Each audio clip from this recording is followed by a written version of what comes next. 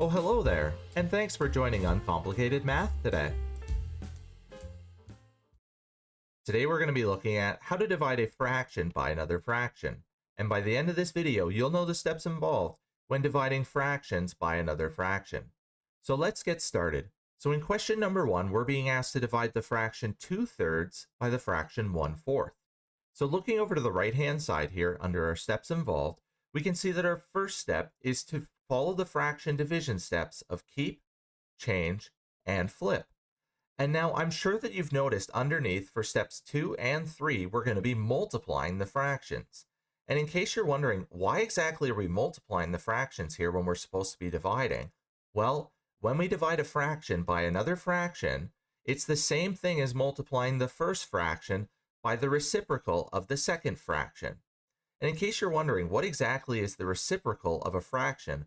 Well, the reciprocal is when we swap the denominator and the numerator. So the denominator is going to become the new numerator, and the numerator is going to become the new denominator, which is going to allow us to use multiplication to divide these fractions.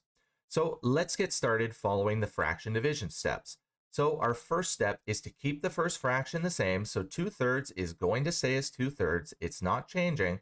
But we are going to change the division. Instead, now we're going to be multiplying. And now for our last fraction division step is where we're going to find the reciprocal of our second fraction when we flip the fraction. So our denominator is going to be the new numerator, and our numerator is going to be the new denominator. So instead of 1/4, we're now going to have the fraction of 4/1. So now we can move on to step number 2, where we're going to multiply our numerators. So when we multiply 2 times 4, we get 8. And now we're going to move on to step number 3, where we're going to multiply our denominators. And when we multiply 3 times 1, we get 3 for the improper fraction of 8/3. So now we're going to move on to step number 4, where we're going to simplify this improper fraction. And since there's no common multiple between 8 and 3 other than 1, we can't simplify this fraction, but we can't leave this improper fraction as is. We need to convert it into a mixed number. So in order to do that, we're going to divide the value of our numerator, which in this case is 8, by our denominator, which is 3. And we know that we can make 2 whole groups of 3 out of 8. So we're going to write our 2 up top, and then we're going to move to the next division step, which is to multiply. And 2 times 3 gives us 6, and then we're going to subtract 6 from 8, and we're going to be left with 2. And now we don't have any numbers to bring down, so we're done with this division problem. So when we divide 8 by 3, we get 2 with a remainder of 2. So now we're going to write our mixed number here. So we were able to make 2 whole groups of 3 out of 8. So our whole number portion of our mixed number is going to be 2. We're still looking at thirds. The denominator hasn't changed, so we're going to write our 3 for our denominator. And our numerator is our remainder from earlier. We had a remainder of 2, so the fractional part of our mixed number is 2/3. So when we divide 2/3 by the fraction 1/4, we get 2 and 2/3. So now we're going to move on to question number 2, where this time we're being asked to divide the fraction 6/7 by the fraction 1/3.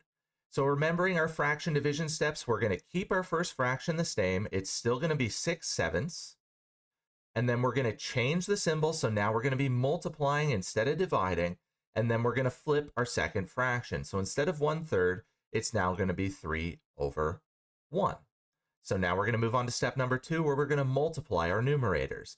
And when we multiply 6 times 3, we get 18. And now we're going to move on to step number 3, where we're going to multiply our denominators. And 7 times 1 gives us 7.